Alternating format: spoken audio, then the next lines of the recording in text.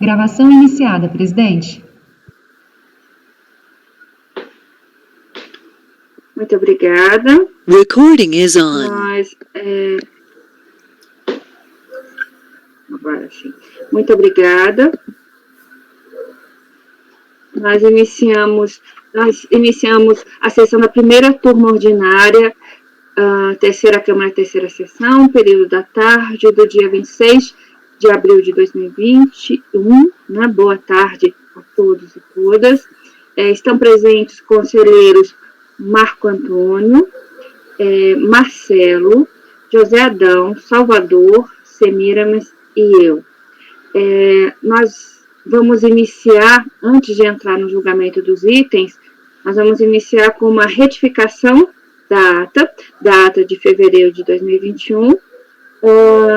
Então, eu submeto ao colegiado a proposta de retificação dessa ata em relação aos processos 11.080.736.445.2018.32, 11.080.732.733.2018.18, 11.080.733.022.2018.61, 11.080.733.090.2018.20, 11.080.733.290.2018.82, 11.080.734.350.2018.84, 11.080.735.862.2018.68, 11.080.732.680.2018.35, 11.080.735.731.2018.17 e o último 11.080.736.039.2018.70. O motivo dessa retificação é porque nós temos processos repetitivos e houve menção a processo vinculado, e nos processos repetitivos o número é diverso. Então, a mudança é só essa, é tirar a referência ao número do processo no dispositivo. Então, a minha proposta é que fique assim: resolve os membros do colegiado, por unanimidade de voto, converter o julgamento em diligência para determinar o sobrestamento do processo no âmbito da própria terceira Câmara, até a decisão final do processo de compensação ao crédito vinculado aos autos em apreço. É essa a proposta. Eu submeto aqui a votação. Doutor Marco Antônio? Concordo com a retificação. Muito obrigada. Marcelo? Concordo. Muito obrigada. José Adão? Concordo. Muito obrigada. Salvador? Concordo. Obrigada. Semiramis? Concordo, presidente. Muito obrigada. Então, é por unanimidade de votos que o colegiado aprova a retificação da ata de fevereiro de 2021. Passemos, então, ao julgamento dos processos. Nós vamos começar com aqueles em que há participação do patrono, seja para videoconferência, seja para acompanhamento. E agora, nesses especificamente desta sessão, está prevista a sustentação por videoconferência. Então, nós vamos iniciar com o item 16, de relatoria da doutora Semiramis, cuja recorrente é Dell Computadores do Brasil Limitada, e nós temos a participação do patrono, o doutor Thales Michel Stuck. Eu peço, por favor, que o apoio convoque o patrono do item 16. Farei a convocação, presidente. Muito obrigada.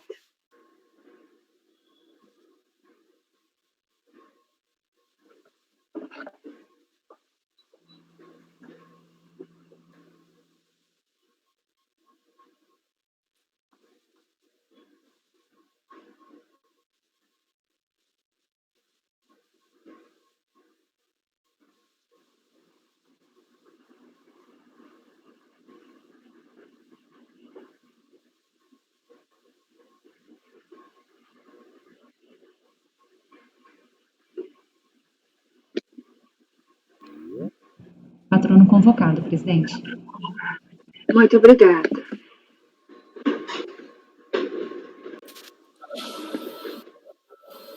Boa tarde.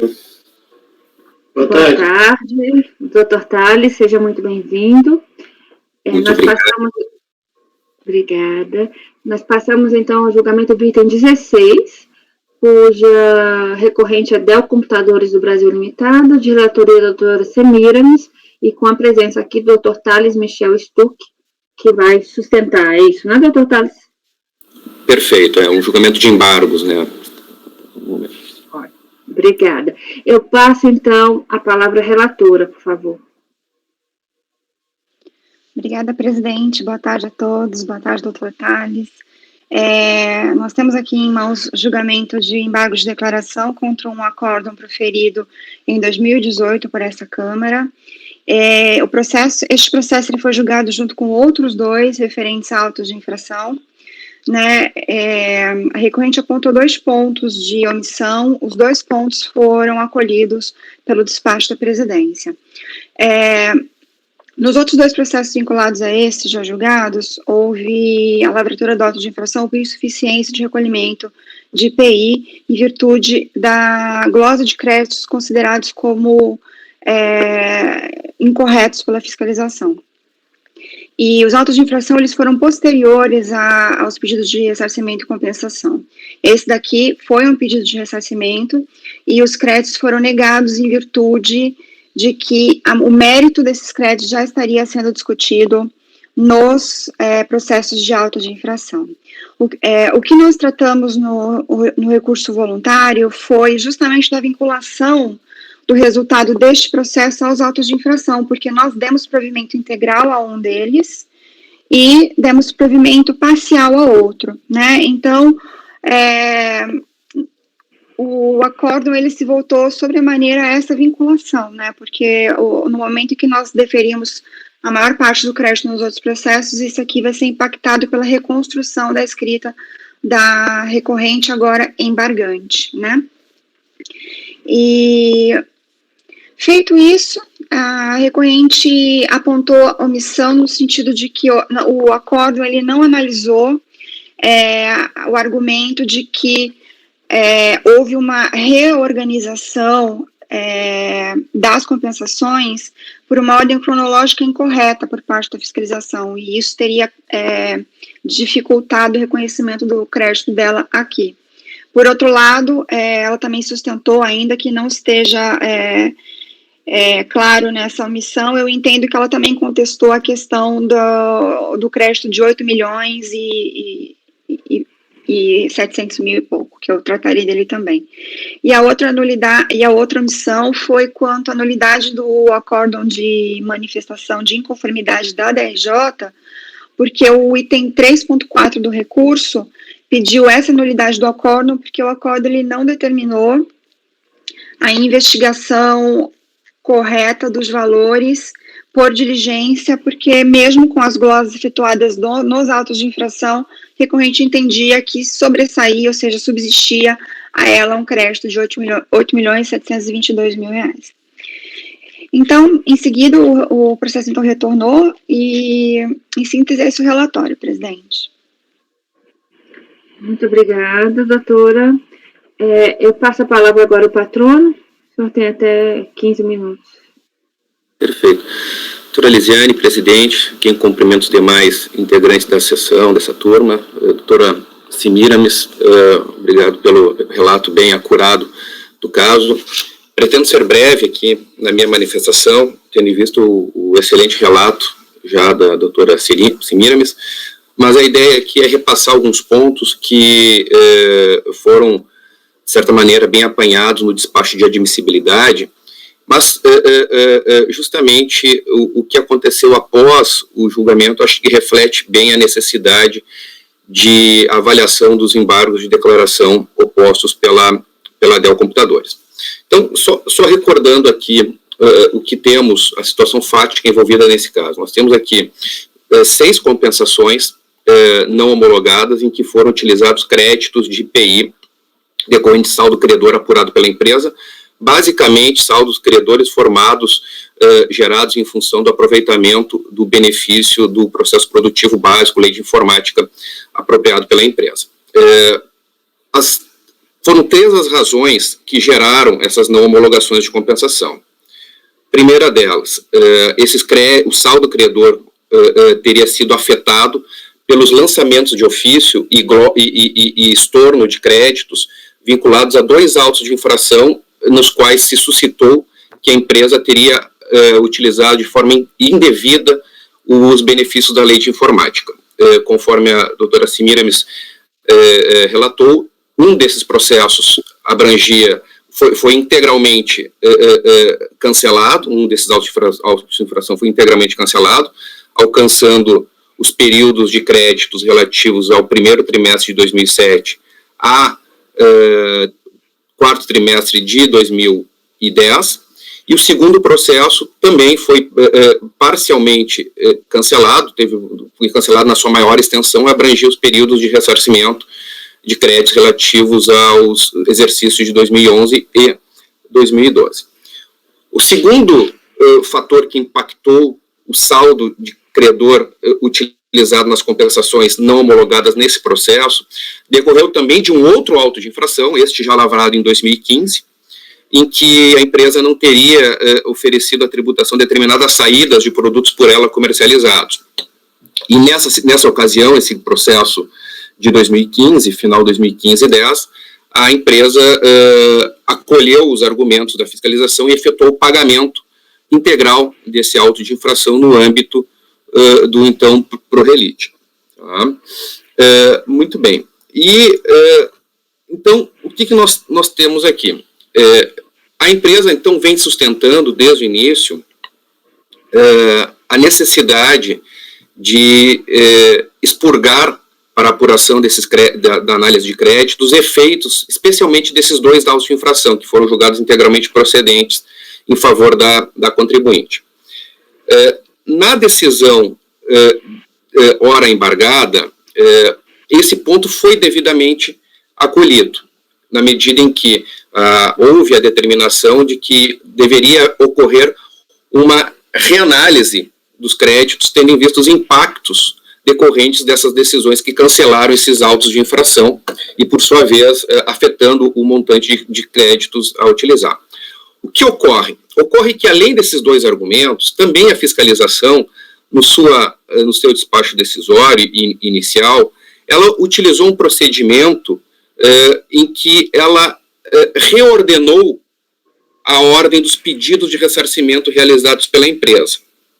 O que acontece? O fisco, ao refazer a escrita fiscal da companhia, considerando os expurgos desses autos de infração relatados, reorganizou o processamento das compensações, o processamento dos pedidos de ressarcimento, tá? De maneira, não da maneira em que foi procedido pela contribuinte, mas sim pela maneira entendida correta pela fiscalização. Em face dessa reconstituição na ordem cronológica apresentada no então despacho decisório original, também a embargante, ao longo de todo o processo administrativo, seja em manifestação de conformidade, seja quando do recurso voluntário, e aí, especialmente no item 3.3 do recurso voluntário, se demonstrou que, independentemente da ordem de apresentação dos pedidos de ressarcimento dos saldos credores de IPI nos períodos que geraram os créditos para as compensações, ainda assim a empresa teria saldo credor suficiente a fazer frente às compensações aqui não homologadas. Esse ponto, senhoras e senhores, infelizmente não foi objeto de análise expressa no acórdão ora embargado. E isso, inclusive, gerou um problema quando da baixa dos autos da primeira instância. Por quê? Porque antes da intimação da embargante sobre o acórdão proferido por esta turma, a unidade de origem, ela, vamos dizer assim, liquidou o auto de infração, ou liquidou o acórdão, melhor dizendo, com base nas premissas colocadas no acórdão. E ao realizar essa liquidação, antes da conclusão do processo administrativo, a fiscalização já apresentou, de certa maneira, um novo despacho decisório, tá? Já com os efeitos dessa decisão que ora foi embargada, trazendo elementos que os senhores e senhoras podem verificar nos autos, indicam que a embargante não teria nenhum saldo de créditos a utilizar para fazer frente às 6 compensações, aos 6 decomps que foram não homologados e geraram esse despacho decisório. Então, notem, senhoras e senhores, que antes mesmo da embargante ter a possibilidade de se manifestar, o que o fez mediante os embargos ora aqui discutidos, antes mesmo dessa integração do acórdão proferido por esta turma, a fiscalização já liquidou o acórdão que ora se discute, não levando em considerações esses argumentos lançados pela embargante no que tange a suficiência dos créditos, independentemente da ordem cronológica em que apresentados os pedidos de ressarcimento, no devido estorno dos créditos do saldo da apuração do IPI. Então, aqui se colocou uma situação até um pouco sui generis para a embargante ou ao contribuinte, na medida em que, ao mesmo tempo em que recebeu a intimação do acórdão embargado, também recebeu o novo, vamos assim dizer, despacho decisório com uma nova análise dos créditos, não tendo, inclusive, a possibilidade de se manifestar quanto a esse novo posicionamento da fiscalização, que, inclusive, suscita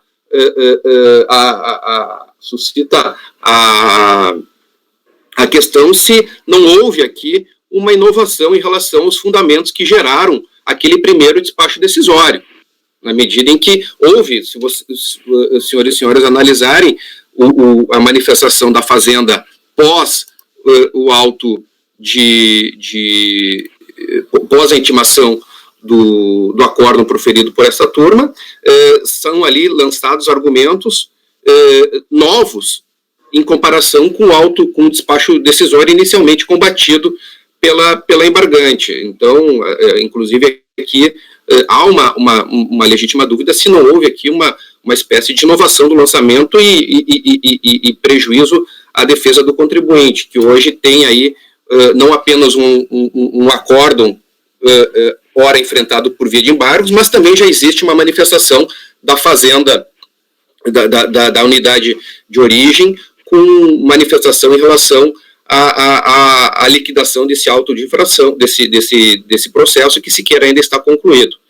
Então, senhoras e senhores, requer, já encerrando aqui minha manifestação, a embargante requer, então, o acolhimento dos embargos de declaração para ou com efeitos, de certa maneira, infringentes, para que, então, sejam acolhidos os argumentos lançados no item 3.3 do recurso voluntário, em que é ali detalhado o procedimento de apuração dos créditos de IPI disponíveis à utilização em procedimentos de compensação, então seja reconhecido, especialmente em função do impacto decorrente do cancelamento dos 2 autos de infração mencionados adrede, com o reconhecimento, então, da suficiência dos créditos e afastamento do posicionamento adotado pela fiscalização quanto ao suposto equívoco na ordem cronológica dos pedidos de ressarcimento apresentados. Caso não ser ainda assim superado esse ponto, então requer-se a anulação do acórdão da DRJ, de modo que seja determinada a realização de uma perícia técnico-fiscal, contábil, de forma a apurar os créditos, o montante de créditos disponíveis, o saldo credor de IPI disponível para utilização em compensações, de acordo com o endereçamento dos quesitos apresentados pela embargante quando da manifestação de conformidade, a fim de que não restem dúvidas sobre a suficiência ou não dos créditos de IPI utilizados pela empresa. E só um adendo final, conforme bem relatado pela doutora Semiramis, outros processos relacionados a esse mesmo tema já foram baixados em primeira instância, e nestes foram liquidados com anulação completa das compensações, ou seja, foi reconhecida a suficiência dos créditos da empresa utilizados nas compensações, então, não homologadas. Ocorre que o procedimento da fiscalização aqui gera um prejuízo a contribuinte, na medida em que esse não reconhecimento da suficiência dos créditos a partir desse novo procedimento adotado pela fiscalização contestando a ordem cronológica, embora no final do dia o total de créditos seja muito próximo aos créditos utilizados em todos os períodos considerados pela embargante, essa reordenação da ordem cronológica gera para alguns períodos saldos devedores, que é o caso desses autos. E nessa situação, o prejuízo da contribuinte, não obstante o total de créditos em todos os períodos ser muito superior, nos períodos em que a empresa não tem, em que a fiscalização aponta que a empresa não teria saldo suficiente em função dessa reordenação cronológica dos pedidos de ressarcimento, para esses períodos a empresa tem o prejuízo da multa de 20% sobre as compensações não homologadas. Não obstante, se nós analisarmos os períodos como um todo, os créditos serem suficientemente em valor numérico suficientemente para fazer jus às compensações, ao reordenar, a empresa acaba tendo esse prejuízo dos 20% que não consegue, tendo em vista a impossibilidade de aproveitamento dos créditos na ordem utilizada pela fiscalização. Então, com isso, encerro minha manifestação e aguardo a manifestação dos senhores e senhoras, me coloco à disposição para quaisquer esclarecimentos que se façam necessários. Obrigada, doutor Tales. Alguma questão? Eu passo, então, a palavra à relatora. Presidente, eu reconheci que houve as duas omissões apontadas, mas eu não reconheci efeitos infringentes. As razões estão colocadas no meu voto, que eu posso ler daqui a pouco. Eu só queria fazer um parênteses, se a senhora me permitir. Infelizmente, esses 3 processos foram julgados juntos, na época ainda da presidência do Dr. Mauri. Foram os 3 julgados em mesma sessão, né? Então, era para que todos fossem liquidados ao mesmo tempo, só que este aqui ficou para trás. Os outros 2 dos autos de infração, eles tiveram embargos julgados, e esse aqui acabou ficando para trás. Então, assim, eu entendo que as omissões apontadas no acórdão embargado, elas de fato existem, mas elas foram respondidas no próprio contexto do processo, né? Então, eu não vejo efeito infringente concedido aqui. Então, num primeiro momento, quando eu fui analisar esses embargos, o meu primeiro impulso, presidente, foi por pedir a conversão em diligência para que se fizesse os cálculos desse processo, porque justamente os autos desceram primeiro, foi feita uma liquidação dos autos, e esse aqui, embora mande aplicar os autos, ele não foi liquidado ainda, porque não finalizou a esfera administrativa. Então, meu primeiro impulso foi pedir uma diligência para que, como o acordo embargado mandou aplicar a decisão dos outros 2 processos, que se fizesse, então, aqui o cálculo de quanto dessa compensação foi ou não homologado. Então, esse foi meu primeiro impulso. Porque, a despeito de todas as alegações do doutor, realmente, eu reconheço que houve essas 2 omissões, mas eu acho que o grande problema está na liquidação. Quando ele fala em alteração de critério jurídico, lá na origem, no despacho decisório, foi em virtude da liquidação dos outros processos, né? Só que fica um pouco paradoxal, por quê? Porque aqui a gente também precisa que se aplique o resultado dos outros 2 processos. E lá os créditos eram gigantescos, né? E o provimento parcial lá foi pequeno, porque, então, a maioria mesmo do crédito, o grosso do crédito foi concedido. Então, assim, eu estou abrindo esse adendo porque, de fato, foi uma intuição minha de que talvez a conversão permitisse ao contribuinte liquidar corretamente esta compensação aqui, tá? Mas acabei seguindo também a questão da análise dos embargos em si, né?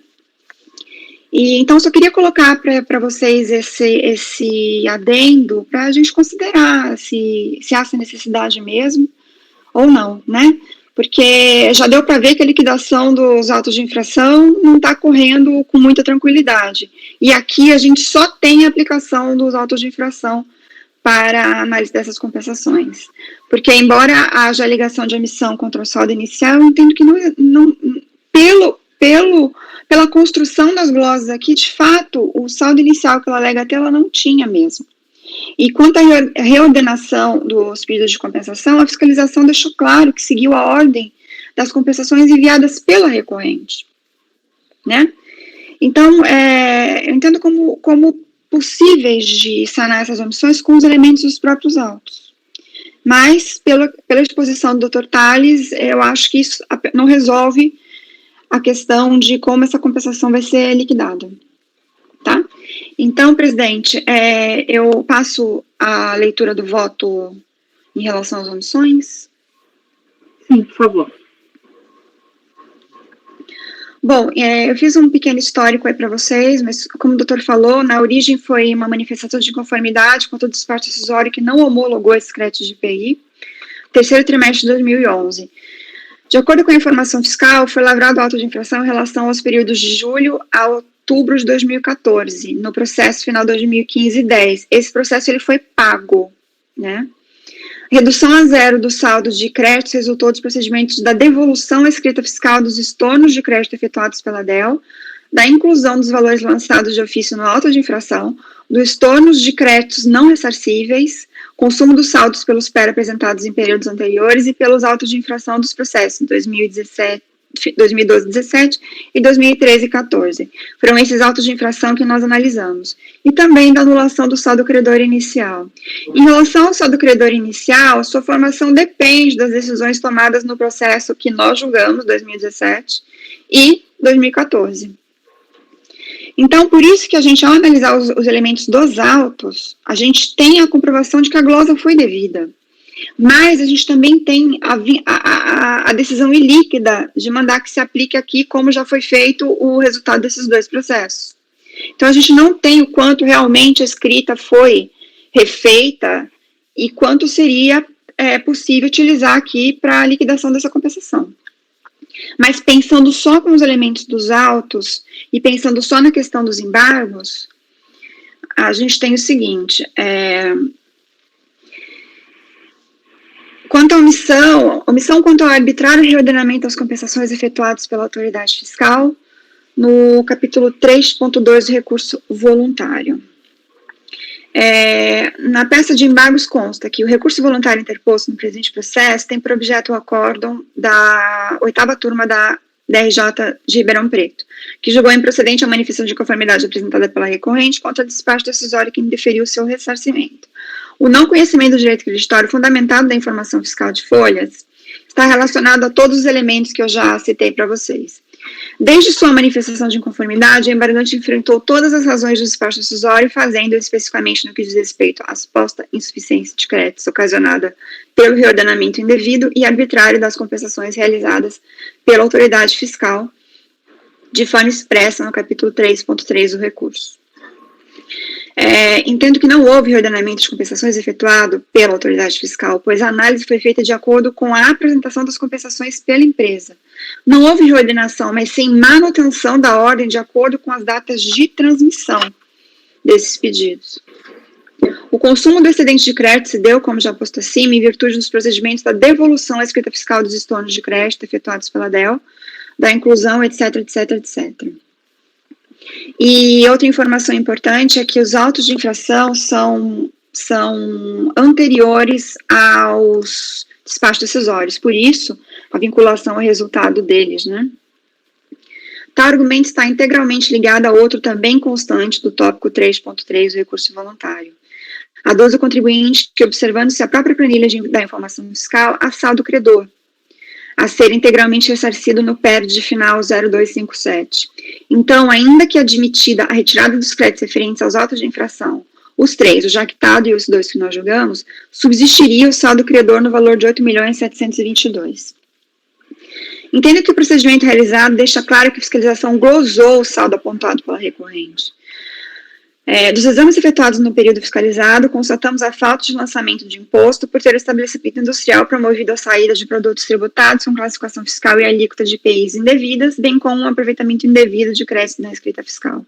Por meio do auto de infração lavrado em 2015, objeto do processo final 2015-10, promovemos o lançamento de ofício desses débitos conforme um total de 21.966. Por meio do demonstrativo do excedente de crédito das folhas tais, ajustamos o saldo do livro de registro de apuração de IPI conforme segue. Na coluna D, devolvemos a escrita os estornos e anulações de crédito dos pré-efetuados. Na coluna E, débito apurado, incluímos os valores lançados de ofício no auto de infração. Coluna E3, estorno do crédito não ressarcível, anulamos o saldo principal do período fiscalizado, uma vez que esse saldo fora consumido pelos PEs apresentados em períodos anteriores para os autos de infração abaixo, conforme os valores que estão postos aí. Na análise do direito creditório, devemos observar ainda a ordem cronológica em que foram apresentados os pedidos de ressarcimento analisados. Ou seja, os pedidos serão analisados por ordem de transmissão, independente do período de apuração ao qual se refira. Assim, considerando os saldos ajustados no demonstrativo de excedente de crédito, bem como a ordem de transmissão dos PERs, constatamos que o excedente de crédito do terceiro trimestre, solicitado no PER 0257, foi consumido por débitos escriturados e lançados na escrita fiscal no período do trimestre em questão e o posterior. Logo, o contribuinte não faz uso do excedente do crédito pleiteado nesse PER. Dessa forma, o demonstrativo do excedente de crédito das folhas tais, na coluna M, mostra a glosa do suposto valor disponível. Tá aí o quadrinho para vocês.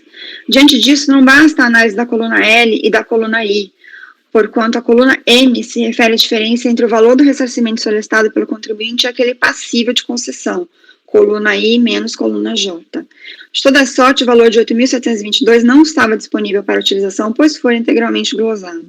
Ressalto que o acordo da DRJ abordou tais questões, firmou a validade do procedimento fiscal e afastou a existência do saldo disponível, estando ausentes os elementos do artigo 59 do decreto 7235. Então, do exposto, eu acolho os embargos para sanar essa omissão, nos termos que eu acabei de citar, contudo sem efeitos infringentes. Em relação a outra omissão, quanto à nulidade do acordo da manifestação de conformidade, deduzida no capítulo 3.4 do recurso.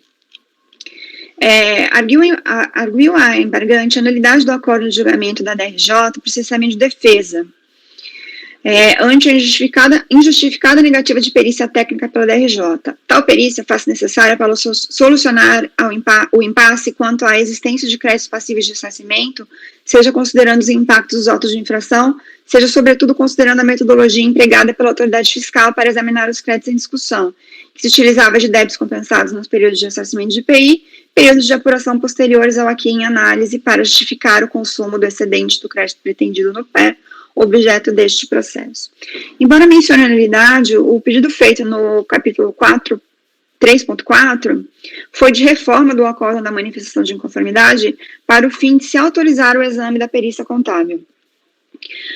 Objetiva nesse pedido em sede de recurso voluntário demonstrar a obrigatoriedade da realização da perícia para demonstrar que, caso mantidos os créditos glosados nos autos de infração, nos três autos de infração, ainda assim possuía saldo credor passível de ressarcimento. A despeito do argumento, os demonstrativos da fiscalização apontam a ausência do saldo credor, o que por si só demonstra a desnecessidade de nova verificação. Por outro lado, a autoridade julgadora não pode indeferir as perícias e diligências que entender como prescindíveis ao julgamento. No caso, a DRJ deixou claro que a perícia era dispensável e o fez com a devida motivação. Na manifestação de conformidade, a recorrente colocou todos os pontos que ela entendia que deveriam ser abordados pela perícia. A DRJ afastou um a um dos pontos nesse trecho que eu colacionei aí no voto para vocês olharem. Então, dessa forma, eu também acolho os embargos para sanar a omissão sem efeitos infringentes. Minha conclusão, então, presidente, foi para acolher, sem efeitos infringentes, sanando as omissões nos termos apontados no despacho de admissibilidade. Então, fica para a turma a proposta da solução dos embargos dessa forma e também a questão de uma preliminar, talvez, de diligência para verificar os valores que aqui poderiam ser utilizados na compensação. Eu voto, presidente. Muito obrigada, doutora. Algum comentário?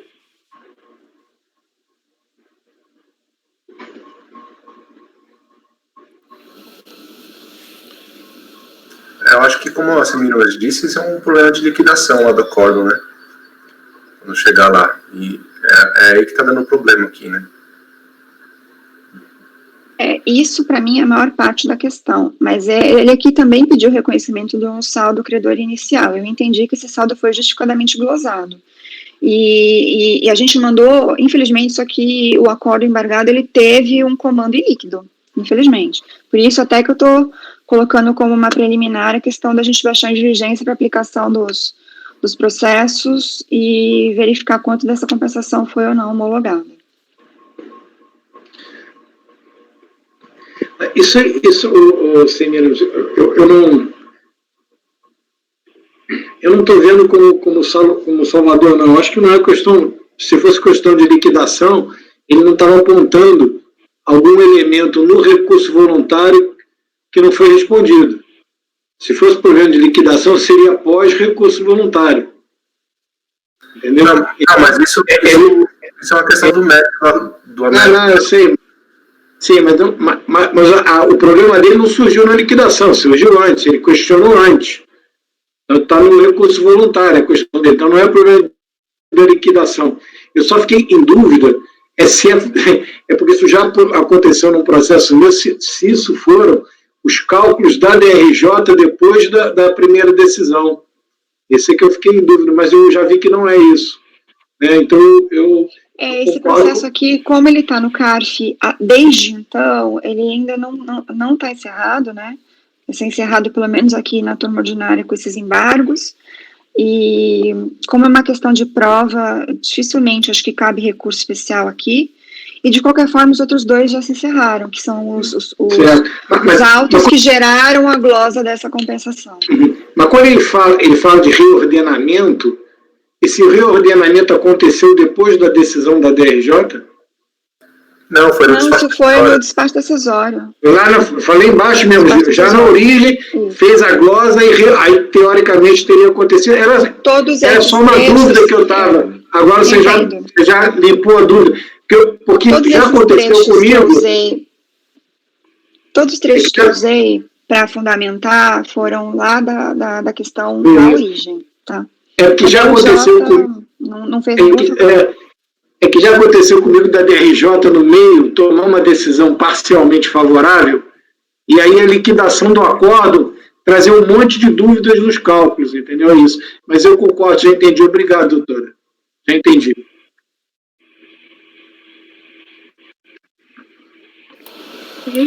Só um esclarecimento de fato, presidente.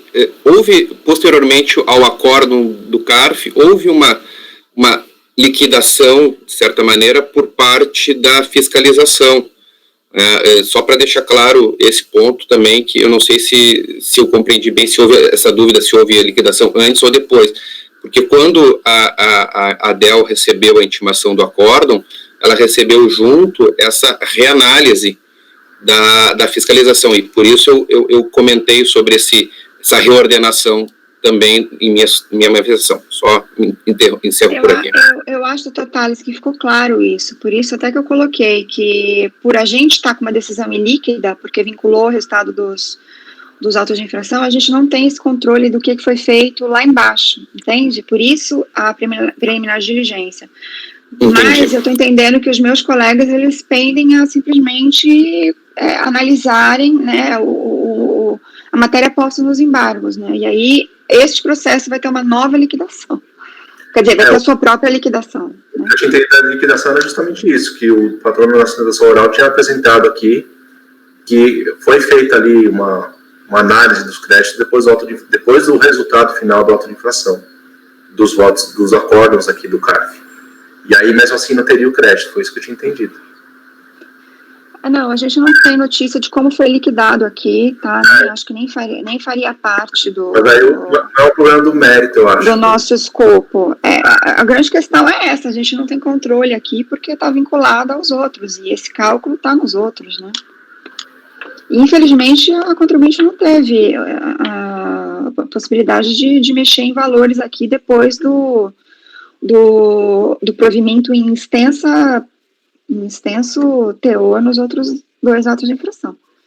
Ela não teve, mas justamente porque, infelizmente, estava tudo junto, julgado junto na mesma sessão, depois separou e criou esse problema. Obviamente, os processos que chegaram na origem mais rapidamente começaram a ser liquidados, né?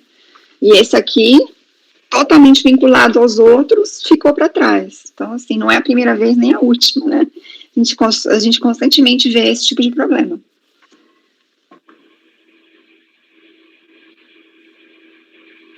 Então, é que isso não é uma omissão do acórdão, né? Então, realmente a análise de embargos é um pouco complicada nesse sentido.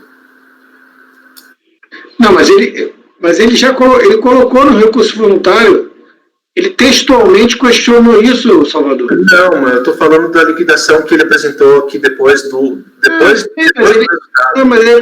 Mas ele está questionando esse reordenamento dele. Não, a parte omissa, a Seminos resolveu e está dizendo que não houve, que houve, não está dando mais. Mas a parte do que... Eu estou conseguindo entender, então. A parte que o patrono trouxe na suspensão oral, dizendo que após o julgamento dos recursos voluntários, a unidade de origem fez um cálculo e não encontrou o crédito, isso não dá para a gente resolver aqui. É isso que eu estou falando. Mas eu acho que esse não é o objeto do embargo. Eu acho que isso aqui não é o objeto do embargo. Tá fez um comentário só, mas isso não é objeto. Ele está pedindo. Então, desculpa. Então, tá. Eu concordo, não é objeto dos embargos, mas assim, eu compartilhei com vocês, eu imagino que vocês tenham o mesmo sentimento. A gente deu uma decisão ilíquida. Não temos esse problema. A gente não tem no Brasil um processo administrativo de cobrança. A gente não tem isso. A gente tem vários problemas com isso. Vários problemas. O contribuinte ele fica realmente fragilizado com isso. Ele fica muito fragilizado. A gente toma as decisões aqui, né? A gente admite créditos, a gente cancela multas, isso vai para a unidade de origem e eles recalculam. Tem processos aqui na pauta, sim, e eles recalculam tudo e o contribuinte não tem a quem recorrer se depois desse recálculo chegar um número do qual ele discorde. Ele não tem com quem falar, ele tem que ir para o judiciário, ele não tem, ele ali no balcão, ele faz uma petição simples, administrativa, dizendo que discorda. Se o servidor entender que o cálculo está certo, ele tem que ir para o judiciário. É uma falha do nosso processo administrativo mesmo, infelizmente. Isso acontece, infelizmente. Nem balcão tem mais, né? Porque saiu na verdade, agora é tudo virtual. É verdade. As empresas grandes são obrigadas a fazerem tudo pelo virtual. Eu estou falando justamente tudo isso porque a Semiramis fez uma proposta inicial de diligência. Por isso que eu estou falando que eu não iria na linha da diligência por conta disso, porque isso não faz parte da análise. Eu reconheço. Não, a gente não pode fazer isso. Não tem a ver com embargos. Senão a gente estaria se miscuindo no processo de liquidação. É por isso que eu estou falando que isso é um problema de liquidação. Foi por isso que eu comecei a argumentar. Talvez eu tenha iniciado mal minha fala, mas era por conta disso. Por conta da diligência oferecida na proposta inicial em preliminar, alguma coisa assim, no voto da Semiramis.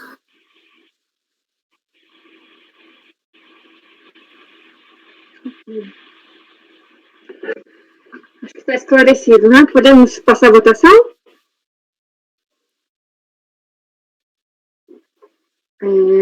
Então, a proposta da doutora Semiramis é acolher os embargos de declaração sem efeitos infringentes para sanar as omissões apontadas no despacho de admissibilidade. Doutor Marco Antônio? Eu acompanho a relatora. Muito obrigada. Doutor Marcelo? Acompanho. Muito obrigada. Doutor José Adão? Acompanho a relatora. Obrigada. Doutor Salvador? Acompanho. Obrigada. Eu também acompanho. Então, a decisão é por unanimidade de votos. E nós, assim, né, encerramos o item 16, com a decisão de acolher os embargos sem efeitos infringentes para sanar as omissões apontadas no despacho de admissibilidade. Agradeço aqui a participação do Dr. Tales. Eu agradeço a disponibilidade e desejo a vocês uma boa tarde de trabalho aí. Obrigado. Um abraço. Boa tarde, doutor. Obrigado. Boa tarde. Tchau. Tchau. Presidente, eu queria só lembrar que o item 17, ele não tem videoconferência, mas ele é liminar judicial, para a gente tentar encaixar ele assim que for possível.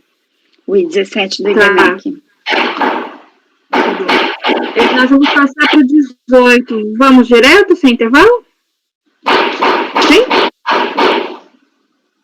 Então, nós passamos ao julgamento do item 18 da pauta, também de relatoria da doutora Semiramis, a recorrente é Itautec S.A., Grupo Itautec, e nós vamos ter a participação da patrona, doutora Roberta Augusta Dib Melo. Eu peço, por favor, que o apoio convoque a doutora Roberta. Farei a convocação, presidente. Muito obrigada.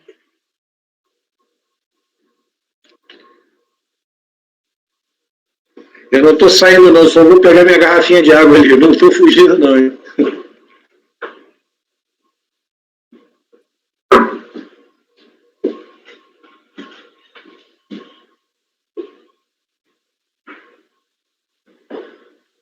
Patrona convocada, presidente. Muito obrigada, Patrícia.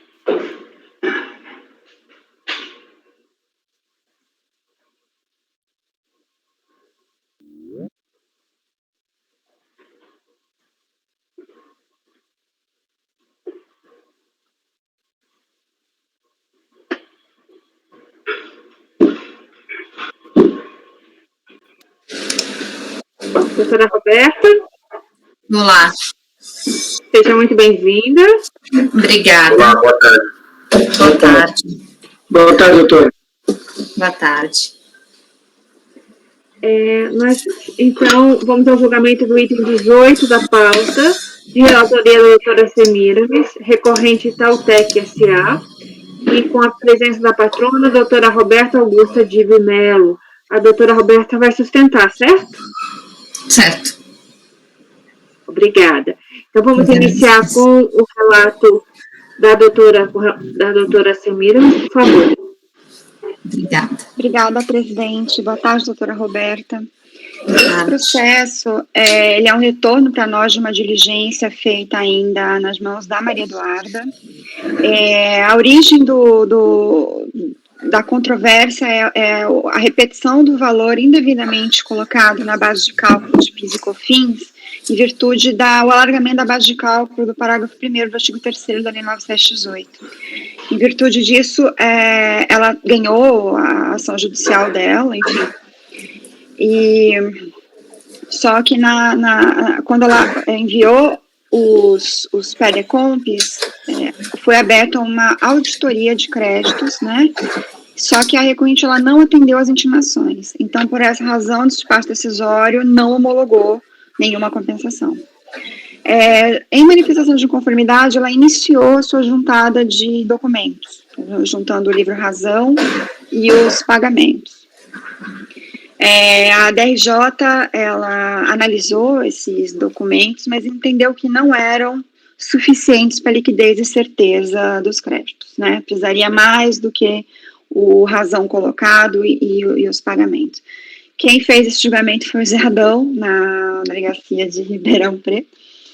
Enfim, então, a DRJ também negou, porque entendeu que ainda que iniciada a instrução, não era suficiente. Em recurso voluntário, a recorrente já trouxe muitos documentos, balancete de verificação, razão completo, planilhas, ela trouxe um grande acervo de documentos. Por essa razão, a doutora Maria Eduarda, e nós a acompanhamos, converteu o julgamento em diligência para que a unidade de origem analisasse toda a documentação e fizesse o encontro de contas para ver o quanto, então, estaria comprovado de liquidez e certeza nesse processo aqui. E a diligência reconheceu o crédito segundo o cálculo que ela fez, uma parte, e sugeriu exatamente a homologação das compensações no limite daquele direito creditório reconhecido em diligência fiscal. A controvérsia que nós temos aqui, na verdade, ela é em relação ao resultado da diligência, porque a recorrente ainda entende que houve falhas no procedimento de diligência, então que ela teria sofrido ainda algumas limitações do seu direito a crédito. Então, o que a gente tem para análise aqui É o cotejo da documentação, o cotejo do relatório fiscal, o cotejo dos argumentos da recorrente, sempre em cima, então, dos valores de acordo com os documentos juntados. Enfim, em síntese, esse é o relatório, presidente.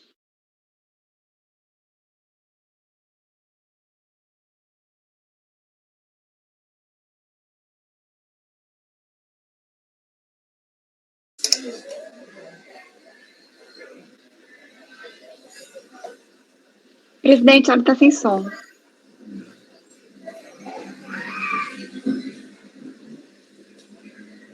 Voltou? Voltou. Ah, ótimo. Me desculpe, que estava um pouco de barulho, eu tirei som. Muito obrigada, doutora Semiramis. Eu passo agora a palavra à doutora Roberta. A senhora tem 15 minutos para a sua sustentação. Tá ótimo, obrigada. Eu vou colocar uma apresentação na tela, tudo bem? Sim. Um minuto.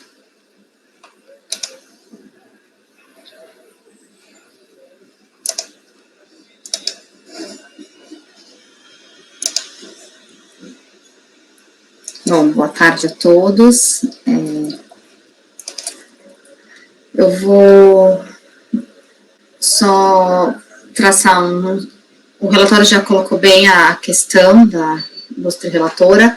É um processo de crédito de COFINS, da discussão do alargamento de pauta de cálculo pelo artigo 3º, parágrafo 1º da Lei 9718. A recorrente tinha impetrado o mandado de segurança, obteve liminar favorável, depois sentença favorável. Em razão da liminar e sentença, ela tinha suspendido o recolhimento da COFINS sobre outras receitas. Em junho de 2004, o TRF deu provimento à remessa necessária, então, cassando todos os efeitos da liminar. Naquele momento, a empresa acabou recolhendo todos os valores que estavam até então suspensos, com acréscimo de juros Selic. Posteriormente, depois da declaração de inconstitucionalidade pelo Supremo, o provimento da empresa o recurso especial da empresa foi provido pelo STJ, com o trânsito julgado da ação ocorrendo em setembro de 2007. Sobrevindo daí o direito a restituir os valores então recolhidos sobre outras receitas, bem como o valor do juro Selic que foi recolhido lá em junho de 2004.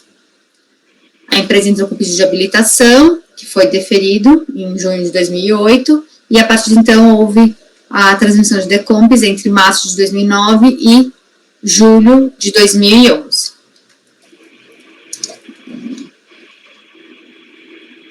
Aí, então, aqui, a única coisa que eu queria salvar aqui é que a questão de que o valor do crédito discutido não é só o principal sobre outras receitas, mas também os juros que foi recolhido indevidamente, que foi recolhido quando houve a perda da liminar no passado, tá? Então, todo o valor habilitado era tanto do principal quanto desses juros.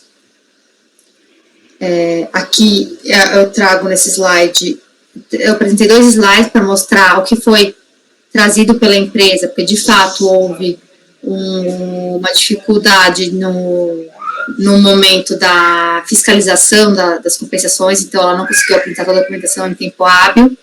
Posteriormente, em sede de manifestação, recurso voluntário, bem como razões finais, apresentou-se toda a documentação contábil, razões, planilhas, cálculos, guias DARFs, comprovantes de compensação. Então, aqui é só um exemplo de como foi feito. Então, a gente apresentou a apuração da COFINS devida, só considerando o faturamento, por exemplo, de agosto de 2000, chegou numa base de cálculo de 99 milhões, a COFINS a 3% davam quase 3 milhões a recolher, sendo que tinha sido recolhido 3 milhões e 154, daí a COFINS a restituir de 159 mil, desse período, por exemplo. E a mesma demonstração, mas feita de outra forma, né, partindo-se da base correta, somando os valores de outras receitas desse período, chegou no valor de 105 milhões de base de cálculo, que dava aquela COFINS recolhida, considerando o artigo 3º, parágrafo 1º. Daí o crédito de 159.662, considerando esse mês. Após a diligência, o que ficou mantido após o reconhecimento de parcela do crédito. Foi indeferido uma dedução que a empresa fez na apuração do crédito de valores da base de cálculo a título de outras exclusões. E também não foi reconhecido na hora de apurar esse cálculo aqueles pagamentos feitos via compensação quando as compensações não forem homologadas. E é justamente sobre isso que permanece em discussão. Em relação aos valores de outras exclusões, o que acontece? Na verdade, são valores de provisão de receitas, ou seja, quando a empresa tinha fechado algum contrato, mas ela ainda era uma obrigação futura, que ela não tinha cumprido, então ainda não tinha realizado a receita, ela fez uma provisão de receita, mas como não tinha efetivamente sido realizada e não cumprida essa obrigação, ela fez a exclusão desse valor para sim adicioná-lo no momento futuro, quando cumprida a obrigação. Há também algumas situações de exclusão de outras exclusões da base de cálculo da COFINS apurada sobre o faturamento, de contratos com o governo, quando a legislação, artigo 7º da Lei 9718, permitia o diferimento também. E sempre esses montantes foram sendo adicionados quando efetivamente devida e reconhecida, realizada a receita, né? Então, eu trouxe aqui alguns exemplos. Eu tenho 2 exclusões feitas, uma em fevereiro de 99, da apuração de base de cálculo, de 2,9 milhões, outra de 1,5, que foram exclusões de provisão de receita, só que esses montantes foram devidamente adicionados em maio de 99, no valor de 4.499. Vocês podem ver aqui. Então, vou trazer aqui, ó. Aqui é a apuração feita da base de cálculo correta, sem desconsiderando o alargamento da base de cálculo do mês de fevereiro. Os senhores podem ver que tem um valor de outras exclusões de 2,9 milhões. Em março, eu também tenho uma outra exclusão de 1,5. Mas daí chegou em maio, foi devidamente adicionado o valor de 4,4 em 99, que é justamente a adição, a somatória daqueles outros 2 valores de exclusão. Ou seja, em nenhum momento a empresa deixou de pagar o tributo sobre esses valores de outras exclusões. E sim, ela fez o reconhecimento conforme efetivamente era devida à receita. Ou ela poderia ter reconhecido essa receita. Até então, elas eram só provisões de receita, era só uma postura conservadora da empresa, por isso que ela não tributava para fins de PIS e COFINS, tá? Mas houve devidamente esse exemplo, né, considerando esses 3 períodos, deixa isso bem claro. E aí, aqui nessa tabelinha anterior que eu coloquei, fica bem evidente isso. Também tem um outro valor que foi excluído em maio de 99, de 2.270.000, que foi adicionado em junho de 99, por exemplo. Tá? Então, não deixou de ser tributado. Então, está correta a apuração da empresa. Não cabia à fiscalização ter desconsiderado esses valores na reapuração por ela feita.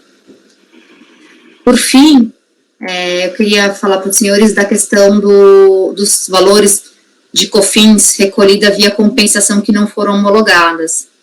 O que acontece? Essas compensações não homologadas, ou elas estão já em cobrança pelo fisco, ou elas são objeto de manifestação, recurso, ou ainda até objeto de parcelamentos. E aí, nesses casos, não cabe à fiscalização, uma vez declarada e compensada, e sendo correta a compensação, ainda que, porventura, no futuro venha a se decidir que não havia o crédito suficiente, ela não pode, nesse processo, desconsiderar, porque esse valor vai ser objeto de cobrança naqueles outros processos. É como a questão do saldo negativo, que esse conselho já em algumas ocasiões, já se manifestou, a própria Câmara Superior, que quando eu tenho estimativa que formou um saldo negativo, eu não posso glosar esse valor do saldo negativo, porque ainda que a compensação da estimativa não tenha sido suficiente, ela será objeto de cobrança no processo próprio. Então, não cabia aqui a fiscalização ter desconsiderado esses valores que formam o crédito objeto de restituição e compensação nesse processo, tá bom? Bom, eram só esses 2 pontos mesmo, o restante já foi acatado pela dirigência, e eu queria agradecer a atenção dos senhores. Obrigada. Muito obrigada, doutora Roberta. Obrigada. Alguma dúvida, alguma pergunta?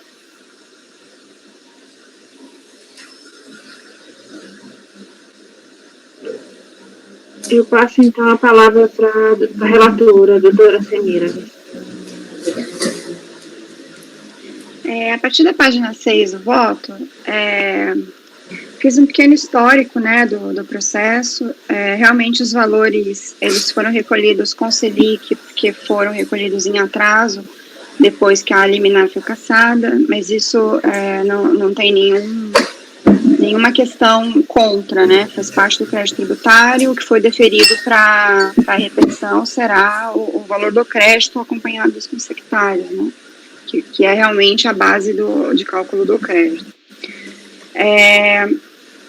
Então, como eu disse, não houve fiscalização dos créditos na origem por falta de apresentação de documento. Na manifestação de conformidade foram juntados razão e os DARFs.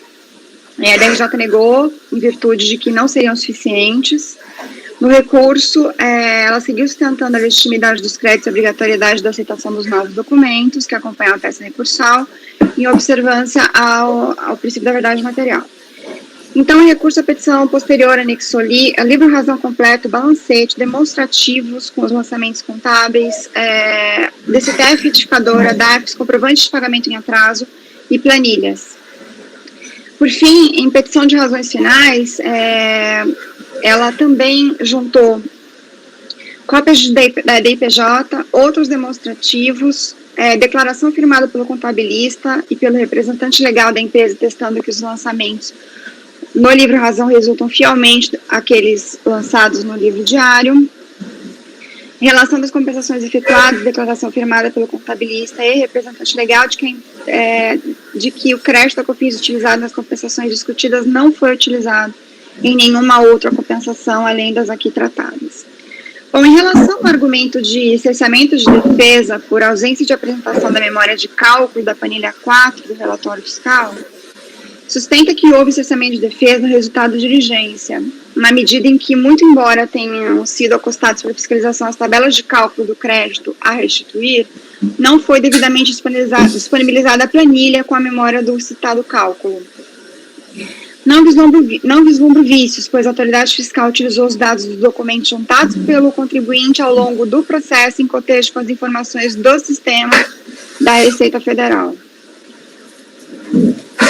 Aí está o procedimento colocado pelo auditor na diligência. Ressalte-se que o caminho percorrido na auditoria em sede de diligência foi estampado nos autos através de as telas e extratos dos débitos, demonstrativo de operações de débitos, demonstrativo de pagamentos, demonstrativo de créditos para compensação sem DARF, créditos utilizados de compra não auditadas no CTSJ, demonstrativo resumo das vinculações auditadas, demonstrativo de pagamento e demonstrativo dos saldos de pagamento. O cálculo efetuado na diligência para deferimento dos valores da tabela 4 está suficientemente explicado. Lembro, inclusive, que em recurso voluntário o contribuinte afirmou que a planilha por ele apresentada teve suporte direto na sua escrituração. Logo, os equívocos apontados na auditoria foram devidamente motivados no relatório fiscal. Os equívocos para não reconhecer integralmente o que ela estava pedindo, né? Uma parte não houve reconhecimento. No item 2, improcedente desconsideração de valores de outras exclusões. Apontou a autoridade fiscal que, com o objetivo de apurar os valores devidos à COFINS nos moldes do determinado pelo mandado de segurança, foram confrontados os valores informados no demonstrativo apresentado pela contribuinte com aquelas obtidas nas cópias dos balancetes contábeis apresentadas pela contribuinte. Após esse confrontamento feito por amostragem, verificou-se que os valores informados das contas contábeis estão de acordo com os balancetes contábeis apresentados, com exceção dos valores informados como outras exclusões na referida planilha. Os referidos valores não foram comprovados através das cópias dos balancetes, nem através das cópias extraídas do livro razão apresentadas pelo contribuinte. Bom, então, por sua vez, o contribuinte aduz as outras receitas, a legitimidade que a doutora acabou de passar para nós no PowerPoint. Então, a despeito dos esclarecimentos da recorrente, a causa do não reconhecimento do crédito dos valores informados como outras exclusões decorreu da falta de comprovação nos balancetes contábeis e no livro-razão apresentados pelo contribuinte. Então, entendo que não há retificações a serem feitas no cálculo da diligência. Em relação ao próximo argumento de indevida desconsideração da COFINS, objeto das compensações.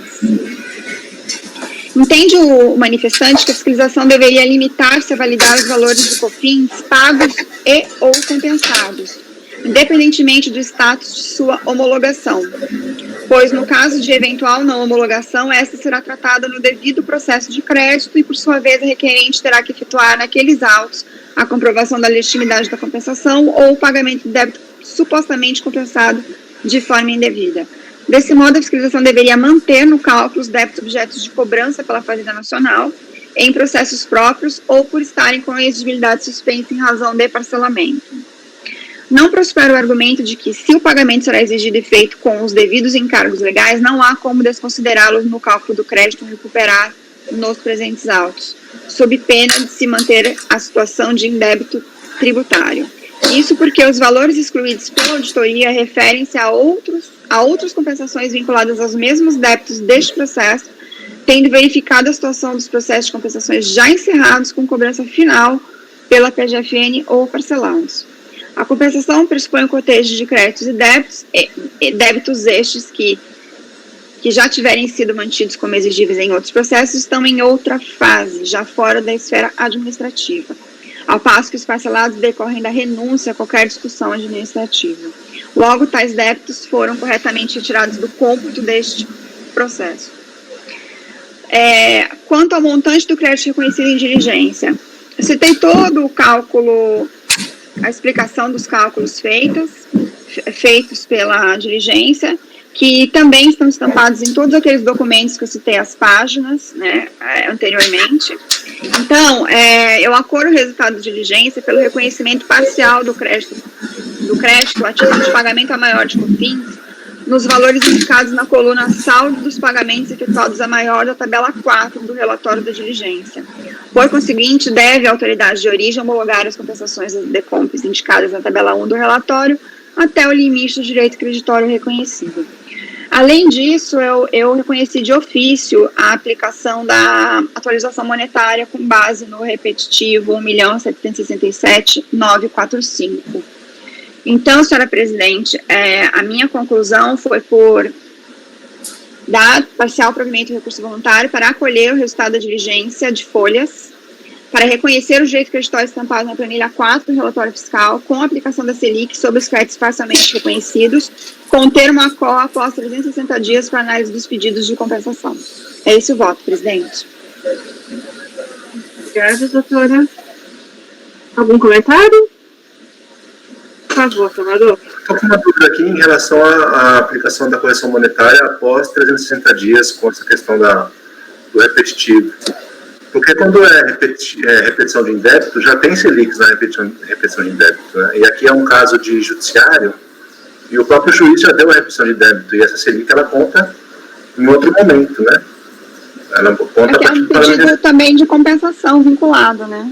De compensação porque a súmula 125 é o pedido de ressarcimento de créditos da não cumulatividade, né? Aqui eu tenho um pagamento indevido, que era inconstitucional, e o juiz já mandou aplicar a Selic do pagamento indevido. Então, acho que não precisava aplicar a superação da súmula aqui. Não sei, pode ser, tem razão. O Marcelo acha, ou o Marcão. Mas se o juiz já mandou aplicar a Selic já desde o pagamento indevido,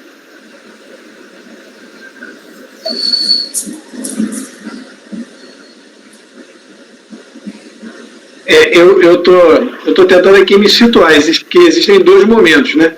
Existe um momento da apuração do quantum do crédito, aí é um momento que, nesse momento, o juízo determinou um critério de atualização e acréscimo de juros. E aí você reúne esse montante. Aí esse montante, com esse montante você instrui os pedidos de ressarcimento. Eu acho que são outros juros. tá? Não são os mesmos juros, certo? Eu acho que são outros. Que a doutora Semira me está se referindo é uma outra parcela de juros. É por isso que eu tendo a concordar com ela, porque a gente tem um juro que é lá de 1900 e não sei quanto, até a data da aprovação da sentença. Porque aí ele reuniu um montante. Aí ele pega, instrui os pedidos de ressarcimento com esse crédito. E aí você tem uma oposição ilegítima. Não, entendi. Tem o juro Selic do pagamento devido até o pedido. É isso que está me parecendo, mas me corrijam, por favor. Não, eu entendi. Porque assim, tem os juros até o pedido, né? Até a data do pedido, aí para de contar juros. É essa a ideia, eu acho, do Marcelo, né? O Marcelo sumiu? Eu acho que... presidente, eu posso perguntar a patrona sobre o assunto? Tá bom. Doutora, a senhora confirma esse nosso raciocínio? Não, na verdade, a gente só... O crédito, ele foi pedido da data de quando foi feito o recolhimento até a data da compensação, né? Entendi o raciocínio. Então, tem o juros Selic do pagamento indevido até o pedido, onde ele formaliza todo aqueles juros. Depois não correria mais juros, certo? É isso a ideia, Marcelo? E aí a aplicação da Não, foi isso. É porque você levantou com muita propriedade, como de costume, a questão dos juros concedidos pelo juiz. Perfeito. Mas eu acho que esses juros concedidos pelo judiciário são os juros para formar o crédito que está sendo pleiteado. É o pedido, então, ele teve um indébito, ele teve um indébito tributário, ele pagou a mais por causa do alargamento das bases de cálculo. Então, de 1990 até o dia ele teve. Aí, quando ele protocoliza o pedido de ressarcimento, os juros param. Entendi, para os juros, tá certo. Para os entendeu? Juros. E aí, por isso que eu acho que a doutora Semira está concedendo juros depois do pedido, fazendo oposição ilegítima do pedido de ressarcimento. Entendi. E é por isso que eu acho que aí eu sigo a doutora Semira. Entendi. Sim, mas ela ganhou direito na justiça, o juiz mandou pagar juros. Então, os juros poderão ser pagos desde a data do pagamento indevido até a data da compensação ou restituição, sem débito tributário. Então, não existe essa diferença aí. Então, ela tem 3 milhões para restituir, apresentou uma débito de 2 milhões. O cara a ADF vai corrigir os juros pela Selic até a data da DECOMP homologar. Sobrou mais 1 milhão. E esse 1 milhão continua correndo juros desde lá do pagamento indevido, até ele ser utilizado. Não, doutor José Adão, eu entendi a sua explicação e agradeço. Mas não foi isso que eu disse. Eu entendi a sua explicação, mas não foi isso. O contribuinte obteve êxito numa ação judicial de repetição de indébito, de valores indevidamente pagos ao longo de muitos anos. E o juízo disse, olha, realmente você tem direito a esse crédito com juros, ponto. Aí ele formou uma quantidade, que tinha principal juros, provavelmente atualização monetária, que nesse tempo ainda tinha inflação. Aí ele formou um quantum de crédito. E aí ele apresenta um pedido de ressarcimento, e aí ele faz o cálculo, né, até a data da compensação, ou até a data do pedido de ressarcimento, que foi o que o senhor falou agora, com propriedade, como de costume, chegou lá. O que a doutora Zemina me está dando é desse momento, quer dizer, teve o primeiro juro no processo judicial, depois teve o segundo juro até a data da compensação ou pedido de ressarcimento. Aí, nesse momento, o dinheiro ficou congelado até agora que a gente está julgando aqui. Então, nesse congelamento... Não, eu só estou querendo deixar claro, doutor José Adão, não estou querendo... Doutor José Adão, eu quero deixar claro para eu ter certeza de que eu fui compreendido. Eu não estou dizendo que eu esteja certo, estou dizendo que eu entendi que a doutora Semira me está propondo isso e eu tendo a concordar, por enquanto, por hora. Eu entendi que o José Adão está dizendo que os juros ele vai incidir até o momento em que ela receber de volta. Quando homologar a compensação ou quando tiver a restituição de débito. Quando faz o pedido, não paga os juros. Parece que isso aqui é só decisão judicial. Aí teria que ver o pedido. A decisão judicial aí. Não, mas não tem desobedecer. Não tem desobedecer a decisão judicial, a não ser. A gente pode ver de novo aqui o que foi o pedido. O que foi. Eu posso fazer um comentário rápido aí sobre esse assunto? Pelo que eu entendi aí, o crédito decorre de alargamento da base de cálculo. Houve uma ação judicial, inicialmente teve uma liminar, e quando essa liminar caiu, é que a recorrente começou a efetuar pagamento com juros, certo? Depois disso, com uma decisão lá no Poder Judiciário favorável à recorrente de trânsito em julgado, ela entrou com pedido de habilitação de crédito na Receita. Então, quando ela solicita essa habilitação de crédito, é justamente para poder compensar esse pagamento indevido. Como é que é feita essa compensação? Ela atualiza esse crédito, quem atualiza é a própria recorrente com base lá na determinação judicial e apresenta o PERDECOMP. O encontro é naquele momento de apresentação do PERDECOMP que é feito o encontro de contas entre o crédito dela atualizado e o débito atualizado também. Se for no vencimento, não tem nada, é só entre o crédito atualizado e o débito principal do vencimento. Não tem nada de acrescer posteriormente. Se isso aqui está em discussão, se não foi homologado, a gente está julgando agora, quando voltar para a unidade de origem, o que a unidade de origem vai fazer? Vai jogar lá para trás, vai dizer agora eu vou homologar lá atrás, no momento de apresentação do PERDECOMP. Então, mas você está adicionando, peraí, calma, você está adicionando uma coisa. Você está dizendo que o pedido de ressarcimento foi utilizado integralmente. Não é ressarcimento isso. Isso é restituição. Desculpa. É restituição e compensação. Na verdade, não é nem restituição. É só compensação, porque... Mas isso não faz diferença. Deixa eu terminar de falar. Eu só não tinha, era a questão da compensação. Se houve compensação, aí é claro que não tem mais juros. Mas é só para compensação que ela habilita crédito. Não tem esse negócio de habilitar crédito para restituir, é para compensar.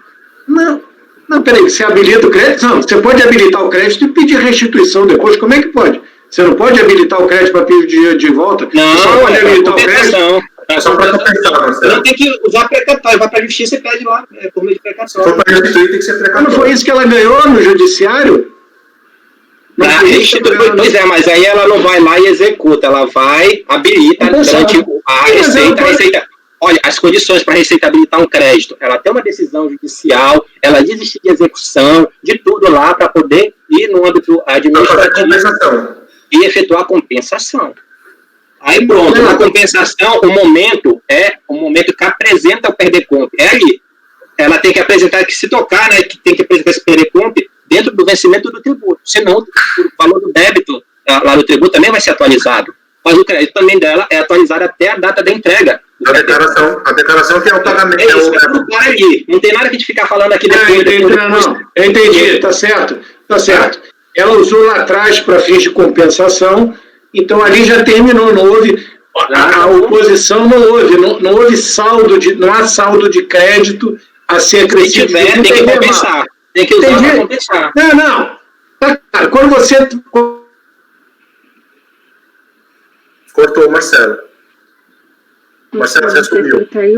Desapareceu, ficou cinza. Depois ele volta. Eu vou fechar aqui mesmo. O que eu estava pensando aqui, Marcão, era justamente isso, porque a súmula 125... Vou tirar o Marcelo, então, gente. Ela é para ressarcimento, né? Porque a oposição ilegítima é quando você tem um dinheiro a pegar de volta.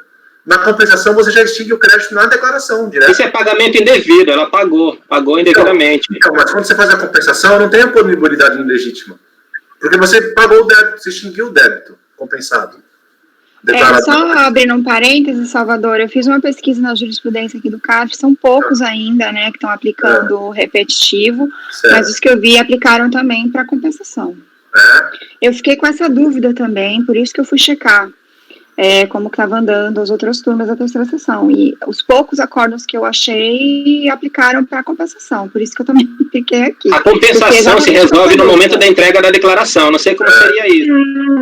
Eu acho que seria correção até a compensação, mas na compensação Eu acho que não tem Selic depois da compensação, não. Nesse caso específico, certamente não terá. Continua Selic, por que não?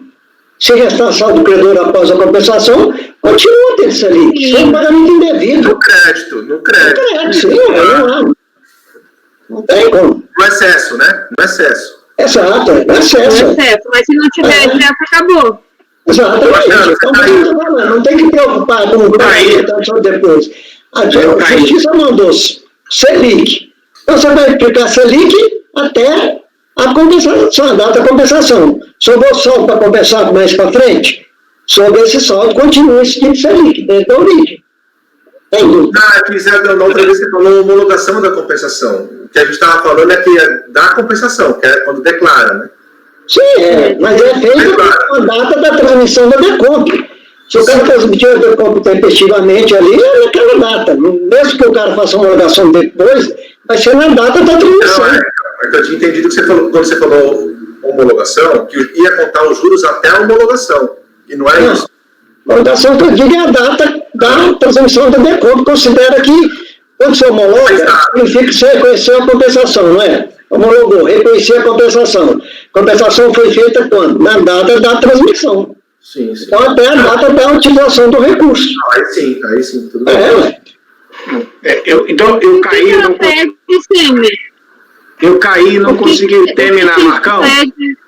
Marco, concordo com você. Eu quando estava desenvolvendo o raciocínio, eu não me lembrei disso, é fato. Se ele renunciou ao indébito na esfera judicial, ele tem que habilitar o crédito e fazer a compensação. E se ele fez a compensação, ali para o cômputo de qualquer remuneração, porque ele liquidou um débito naquela data, não tem mais o que receber. Concordo com você, tinha esquecido desse detalhe. Obrigado. Obrigada, Marcelo. Eu estava perguntando, Sêmio, o que foi pedido em relação a isso no recurso voluntário? Não, foi de ofício. Nada. Ah, tá. Eu acho que não cabe mesmo.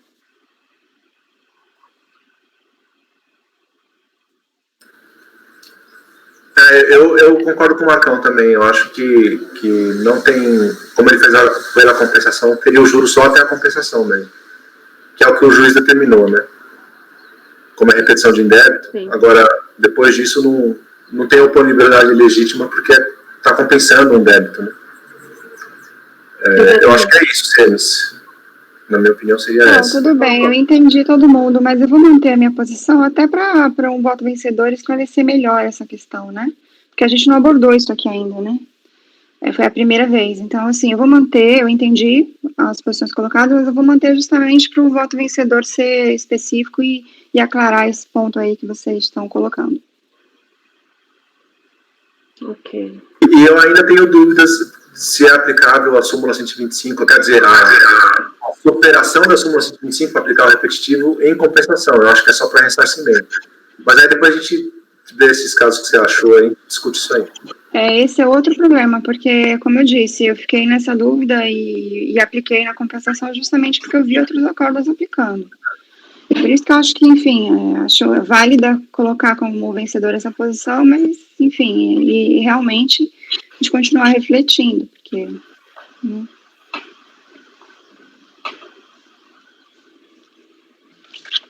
Porque se é um encontro de contas, se realmente houver compensação, não faz sentido, porque se eu fosse compensar o crédito, eu teria que colocar juros de mora, no mínimo, também no débito, né? Não faz sentido. Eu queria só entender melhor qual o raciocínio da doutora Semiramis aí, para manter essa parte, doutora. É a questão no conceito fixado no repetitivo de resistência legítima, né? Porque a compensação, ela foi feita, claro, foi feita quando ela enviou os PERDECOMPs, claro, estava sujeita à homologação, mas não veio esse tipo de decisão, veio só agora. E então, foi mais o conceito de oposição legítima, o tanto do que o processo caminhou até efetivamente agora essa decisão ser definitiva, né? E eu entendi que o acórdão da STJ ele é genérico, no sentido que, havendo resistência legítima em relação a crédito, de PIS e COFINS, que pode se aplicar, então, a correção monetária a partir de 360 dias da data do pedido.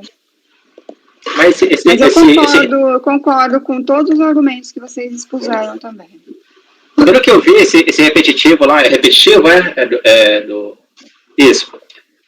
Trata de ressarcimento, PIS e COFINS não cumulativo, não é isso? É quando ele requer... Exatamente. Isso daqui não é ressarcimento. Não é ressarcimento. Pagamento indevido. É pagamento indevido. E além disso, decorre de decisão judicial, que já determina essa atualização, a própria decisão. É só, assim, para entender melhor essa questão aí que a senhora está mantendo, tá? Para a gente botar... Entender melhor. É isso mesmo. Semi, você tem as decisões do CARF que você viu aplicando compensação para nós darmos uma olhada? Vou ver se eu tenho elas fácil aqui, senão depois eu coloco na pasta.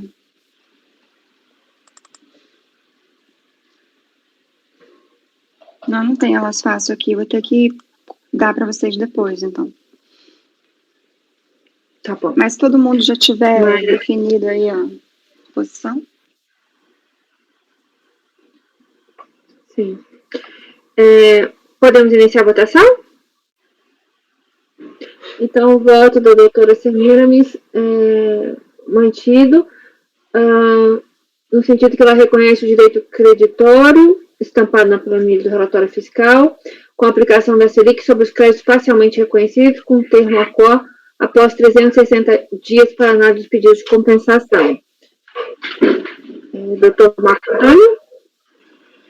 Eu vou pedir vista desse processo, porque para mim está muito clara essa questão, mas pode ser, né, eu também levo em conta muito que a doutora Semiramis pesquisa, né, e já aconteceu dela ter sido vencida numa questão, e na hora de eu efetuar o voto vencedor, aí eu vi que ela tinha razão. Então, está muito claro para mim que não se aplica essa parte aí da atualização. Mas eu vou pesquisar essa questão um pouquinho mais, de forma mais profunda, para poder trazer aí, na próxima reunião, a minha conclusão sobre o assunto. Eu te mando os acordos que eu localizei, tá bom? Para facilitar. Muito obrigado, doutora Semiramis. Obrigada pela consideração, mas às vezes a gente escorrega mesmo, né? Mas obrigada. Bom, então... O item 18 da pauta sai em vista para o Dr. Marco Antônio. E com isso, né, concluímos por essa sessão o julgamento desse processo. Agradeço aqui a participação da doutora Roberta. Obrigada. Muito obrigada pelos esclarecimentos. Obrigada. Boa tarde. Boa tarde, gente. Tchau, tchau. Tá. Pessoal, eu acharia bom fazer um intervalo, nem que fosse curto, porque eu fico preocupado com a gravação também. Podemos fazer? Patrícia, podemos suspender a gravação, por favor? Acho que o Marcelo até caiu de novo.